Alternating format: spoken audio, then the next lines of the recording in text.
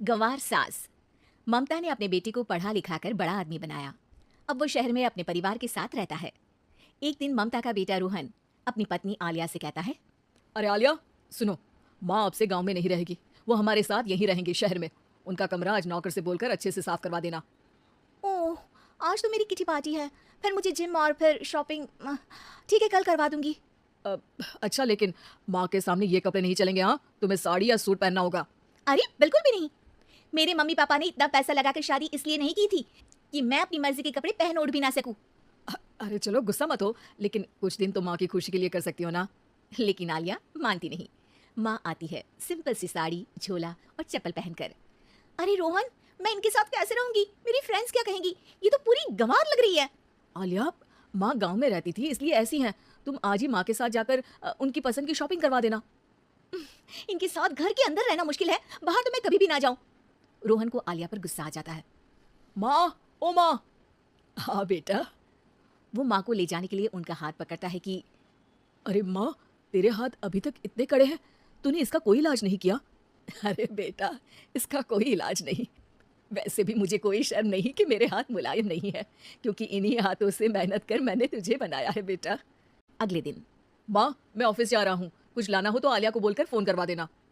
रोहन के जाने के बाद, आप ना आज कमरे में ही रहिएगा, घर में पार्टी है, मेरी सहेलियां आ रही हैं, मैं उन लोगों के सामने आपको नहीं ला सकती हूँ।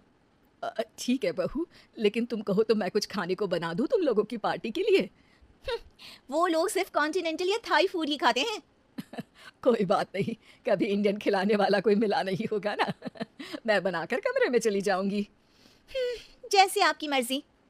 आलिया के घर उसकी दोस्त आती हैं, पार्टी होती है। अरे वाह आलिया, ये क्या है खाने में? बड़ा ही स्वादिष्ट है यार, इसकी रेसिपी मुझे चाहिए। हाँ, और ये दाल, ओ माय गॉड, मैंने तो किसी 5 स्टार में भी ऐसी दाल नहीं खाई है यार। तू कुक को यहाँ बुलाना। अब आलिया घबरा जाती है। हाँ हाँ, क्यों नहीं, माँ जी जरा बाहर आइए। आलिया की सास सिंपल सी साड़ी और गांव के अंदाज में आती है। अरे बहू, क्या हुआ? खाना पसंद नहीं आया क्या? बहू? अरे ये गांव से दिखने वाली औरत तुम्हें बहू क्यों बोल रही है? कौन है ये? वो हमारी नई नौकरानी है। सास बहू की बात सुनकर बहुत दुखी हो जाती है। वो सर झुकाकर जा ही रही होती है कि एक सहेली बोल पड़ती है। अरे कहाँ जा रही हैं माँ जी? वो उठकर उनके पैर छूती है। जीती रहो बेटा। क्या है ना, आपकी शक्ल बिल्कुल मेरी माँ जैसी है। पता है आलिया, मैं शहर पढ़ने आई और फिर शहरी हो गई, लेकिन मेरे माँ पापा तो आज भी गांव में रहते हैं, बिल्कुल इनके जैसे ही हैं। आप यहाँ बैठिए ना आंटी, आप सच में बड़ी खूबसूरत है और आपके हाथ का खाना तो लाजवाब है। काश ये मेरी सास होती।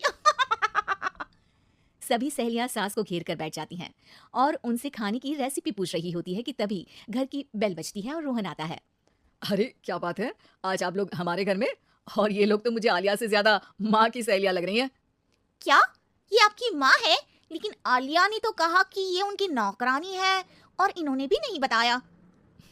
वो नहीं बताएंगी, क्योंकि उनके लिए बच्चों की इज्जत और उनकी खुशी सबसे पहले है। मुझे माफ कर दो, मुझे इन्हें तुम लोगों से मिलवाने में शर्म आ रही थी कि तुम लोग क्या कहती। अरे अब तो हमें शर्म आ रही है कि तुम हम लोगों की सहेली हो।